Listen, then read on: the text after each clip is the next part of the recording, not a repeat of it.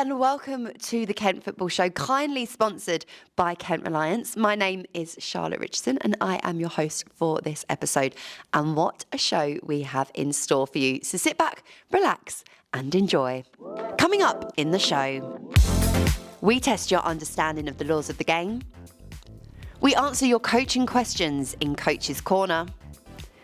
With the FA Isuzu competitions hotting up, 3 Kent clubs remain in the competition. So we caught up with Sittingbourne FC and Whitstable Town FC to discuss the upcoming round. Guru Nanak FC take on the Ultimate Target Challenge. Kent ETC alumni Zaira Aimey talks to us about her international call-up. Ex-international Paul Stweart talks about his plans to support Kent football. Finally, we showcase some incredible volunteers from across the Kent game.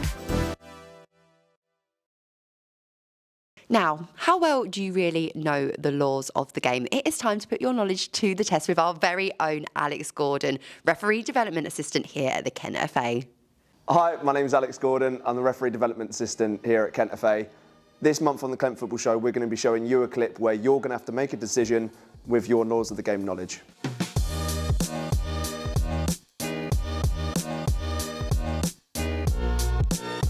Would you A, allow play to continue, B, award an indirect free kick to the opposition for players encroaching, or C, retake the kick? Alex will be featuring in the show later on, answering that question. So if you think that you've got it right, pop it in the comments section below. Moving on next to a brand new segment in the Kent Football Show, Coach's Corner, where our very own David Webb will be answering your questions, teaching you some skills and drills that you can implement at your football club. So without further ado, here's David. At Kent FA, we're really passionate about supporting our coaches' learning and development. In this section, we're asking for coaches to send us in questions for areas where they may need some support around their own coaching, and we'll look to provide some answers, ideas, thoughts and considerations. When I'm working with attackers or defenders, the other group are often not that well engaged. Do you have any ideas on how we can increase their level of engagement and involvement within our practices? This practice will help you to increase engagement and involvement of all players, whether you're working with your attackers or your defenders. As you will see, we've got the session set up like a pitch as an example. The session will have goalkeepers in both goals, we'll have our attackers along the halfway line, and then we'll have defenders in each half of the pitch. What you'll also have is 10 footballs lined up along the halfway line, and I've got 1 live football here which we'll use as a demonstration. The aim of the game is for the attackers, which are the yellows here, to try and move out with the ball into one of the halves and score a goal. If they score a goal, that equals 1 point. If at any point in this half, the defenders are able to regain possession of the football, they will look to try and travel with the ball back to the halfway line and leave it there. The only rules which are in place is that the attackers are not allowed to have the same number of people in a half as the defenders. So as an example here, we've got 4 attackers v 4 defenders. That can't happen, so we'll take 1 attacker back. It's now 3v4. Whilst this is going on, there could also be play in the opposite area as well. So as an example here, we've got a 1v2. The only things to consider and be aware of are the session outcomes. So ultimately, you're going to have attacking outcomes or defending outcomes depending on what it is you're working on.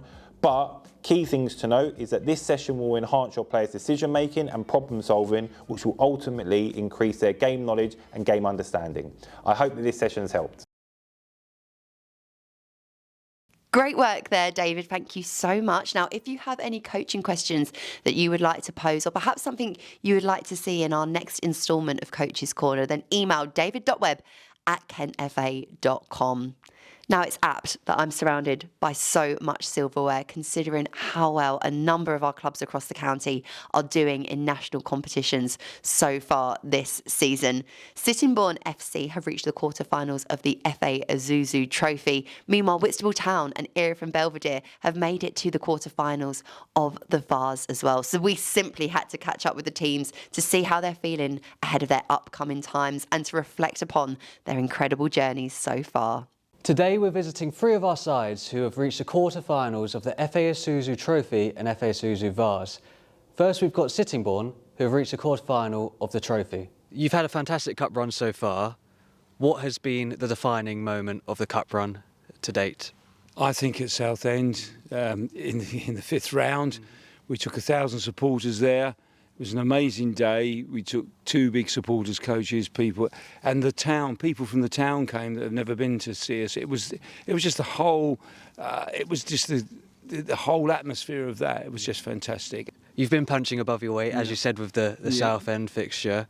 How do you prepare for these big games against teams that are playing at a higher level? Our manager Ryan Maxwell's been tremendous. He joined us a couple of years back when we were struggling, and he kept us up that year. And then the second year, which was last year, he said he'd get us in the playoffs, and he did.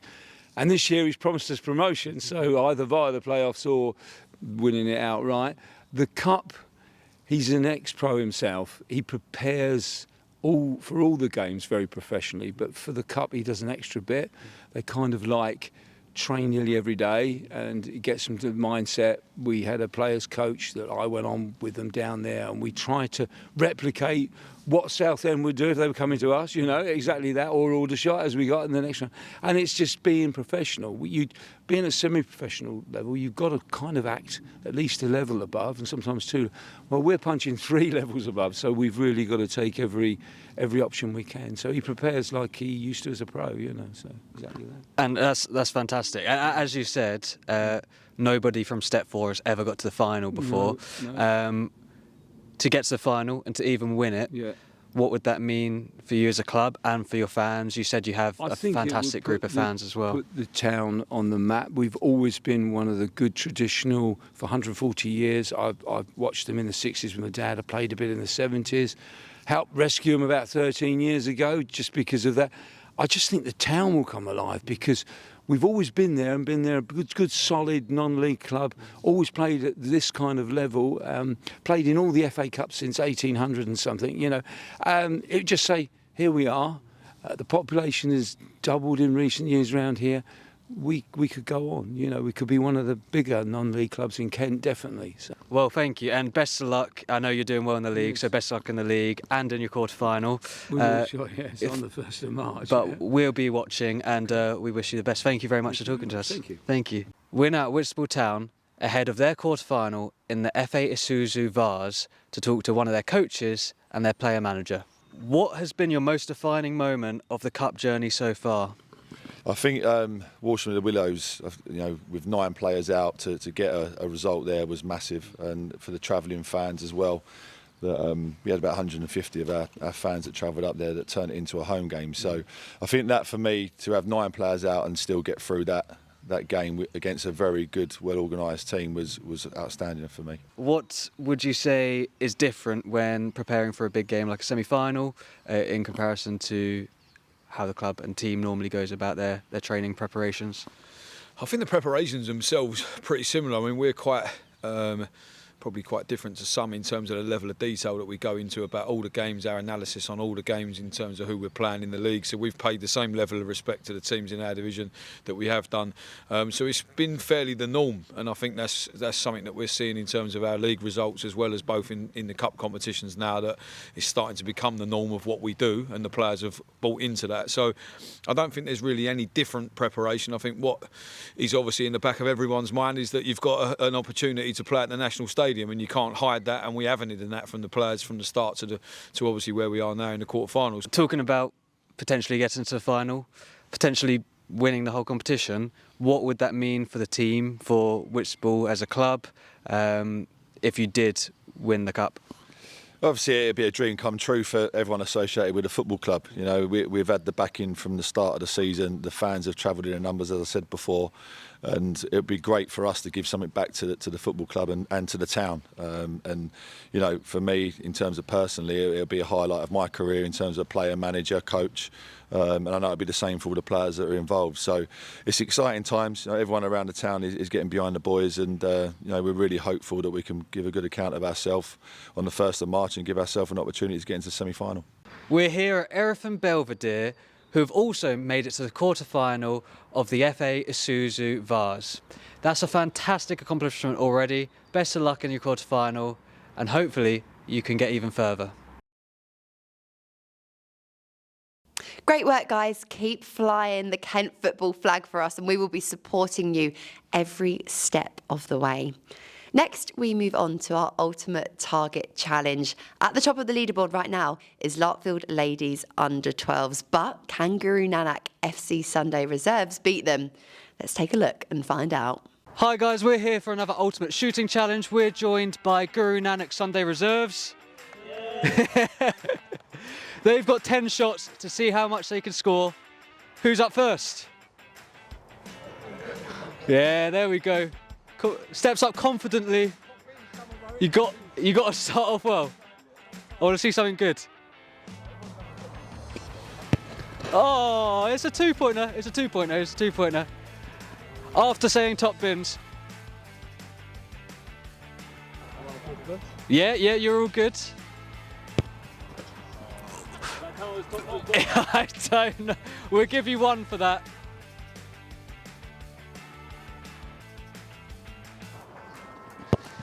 That's a two. That's a two. Oh, it's a -1. He got talked into it. They're on 4.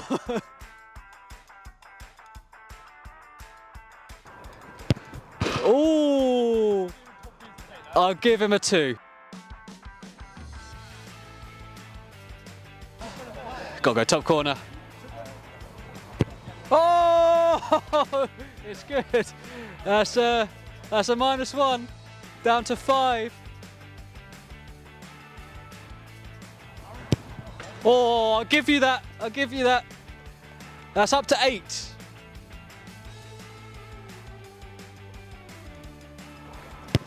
Oh, it's a good effort. It's a good effort, but you're on 7 points.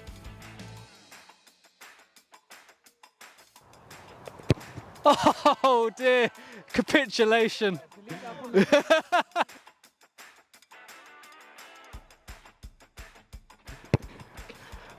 We'll give you a pity too. We'll give you a pity too. Right, so I think that is a humbling 8. So thank you very much for joining us. It's a good effort. If you think you can do better, get in touch. Good job there from Guru Nanak, who scored 8, putting them 5th in our leaderboard. Now, if you think that you can do better, we summon the challenge. Get in contact with us. info@kentfa.com is the email address you need to reach out to, and we will come and visit your club soon. Here on the Kent Football Show, we love a bit of good news, and we were delighted when we recently found out that RTC graduate and goalkeeper Zaira Aimey has recently been called up to represent Trinidad and Tobago. So we caught up with her to find out all about the exciting news. Hi, so I'm here with ex-Kent ETC player and Trinidad and Tobago's under-17 and under-20 squad goalkeeper Zaira Aimey. How are you? I'm good, thanks. So can you tell us what made you get into goalkeeping? I think goalkeeping is definitely a unique position. You get to, use your hands jumping about, and it's really nice to make that glorious save that saves your team, that saves a match. Fantastic. So we hear that you're now goalkeeper for Trinidad and Tobago. Can you tell us a bit about that? So I train with the goalkeeper here, Simone, who's part of the Trinidad senior team, and she put in a good word for me. I went and I trained with the squad in summer, and it seems like I'm impressed enough to get to go back and got picked for the squad for this tournament in January, which I definitely enjoyed. Which is out in Trinidad and Tobago. It's in Trinidad. And you're just about to go out there again, aren't you? Just about to go back for the under-20 tournament at the end of next week, yeah, so I'm definitely looking forward to it. Brilliant. And what's one of the highlights so far of your season? Oh, highlights of my season. This tournament has definitely been a great experience. Like playing internationally against some big teams, like we played against Honduras, that was definitely a challenge. But it is a great challenge to have. And I learned a lot about my team. I learned a lot about playing football at that level. And it was a lot of fun to be around a bunch of girls that I get along with at that age. So what advice can you give any upcoming aspiring young goalkeepers? I would say, I know goalkeeping can be difficult at times. It's difficult to keep positive when you make a mistake. But stay confident, stay bold, your hard work will pay off. Just keep working, and I'm sure you'll achieve what you're dreaming of. Oh, thank you. Well, thank you so much for coming to see us, and we look forward to following your journey. Now it's back to Charlotte. Congratulations, Zara. Definitely a player to keep an eye out for, and we will be continuing to follow your journey as well. A partnership to keep an eye on is this one between the Kent FA and ex-England international Paul Stweart. To tell us a little bit more, here's Paul himself. Thanks, Charlotte. I'm here at Maidstone United to launch the Kent FA's exciting new safeguarding partnership. The Safeguarding Fundamentals Quality Mark is led by ex-professional footballer and England international Paul Stweart, and I'm delighted to say that Paul joins us now. Thank you for your time. Thank you. Can you tell us a little bit more about what it is you're doing here today at Maidstone United? Well, first and foremost, I addressed the scholars or the children in the academy, and it was, I was blown away with the amount of children that were in the session. I think there was up to 70 children that listened to my safeguarding awareness session, and also I'm in Kent for the launch of the Safeguarding Fundamentals initiative. Absolutely, looking forward to that this evening. So what would you say to any football clubs or leagues who may be thinking about working towards achieving the Safeguarding Fundamentals quality mark? I think for me, when I set out to launch this, safeguarding is obviously, I'm passionate about it for obvious reason. But this quality mark, when you go into businesses and organisations, they have to have a health and safety certificate. I just think that safeguarding should be the same. We should be trying to reach the highest possible standards we can. For me, again, the three major reasons are I want organisations to be able to prove to us that they're really serious about, and the commitment to safeguarding is really serious. I hope that when a parent sees that an organisation has achieved the quality mark, they'll realise that that organisation has done everything in its power to keep the children in that organisation safe and free from harm. But I suppose the third one, and most importantly for me, I'm hoping that it'll deter these individuals that want to perpetrate any form of abuse, whether that be bullying, whether that be racial, whether it be sexual, whether they're just shouting from the touchlines. I want it to show that they won't get away with it at the organisations that have reached the quality mark. And so we're hoping to take safeguarding to another level. Absolutely, and raising standards in safeguarding can only be a good thing. So just quickly, looking back at your football career, can you tell us who was the best player you played with? That would have to be Paul Gascoigne by a mile. Absolutely, and against? I'd have to be Eric Cantona by a mile. He was just unplayable at Manchester United. Lovely. Thank you, Paul. Thank you so much for your time, and I hope you enjoy the rest of your day. Thank you. That's all from us here. Back to you, Charlotte. Thanks, Paul. Now it is time for my favourite segment in the Kent Football Show. This is our opportunity to say thank you to a number of incredible volunteers from across the county who help football in Kent to flourish. So let's take a look at who we are thanking in this episode. Today, we want to say a big thank you to some of our special volunteers in Kent. First up, it is Jack Harrison from Pilgrims Youth, who is the development officer for the club, who puts in a huge amount of work into growing the club and making it a safe environment. Next up is Michael Doherty from Ramsgate Youth, who is the fixture secretary and puts in a huge amount of work for all the teams within the club. Next up is Peter Michaela from Whitstable Town, who is a coach and puts in an incredible amount of time each single week for their season. Next up is Darren Madden, who is the walking football enthusiast we know, with involvement within the Walking Football League and the Women's Walking Football League, and does a huge amount of work within those. And last but not least, we have Elliot Woodhall from AFC Green Court, who is the coach and secretary for the club and puts a huge amount of time and effort into making sure AFC Green Court is a fantastic club to be at. To all our volunteers, your hard work does not go unnoticed, so a big thank you for all your contributions. It's important to be aware that the FA Grassroots Awards nominations are now open, so if you know anyone who's doing fantastic work within grassroots football, nominate them now. So let's go find out the answer. The answer is C. The kick will be retaken. And the reason being is because all players need to be in their half before the kick is taken, except for the kicker. How did you get on?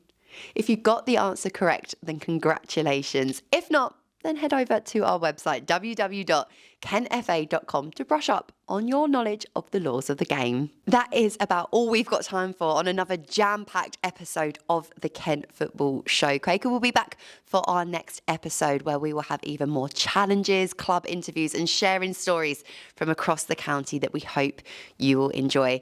Don't forget to like and subscribe so you are the first to know when our latest episodes drop. Thank you to all of our incredible guests. It's been such a pleasure to share your stories, and a massive thank you as well to our generous sponsors, Kent Reliance. We look forward to seeing you again on the Kent Football Show very soon.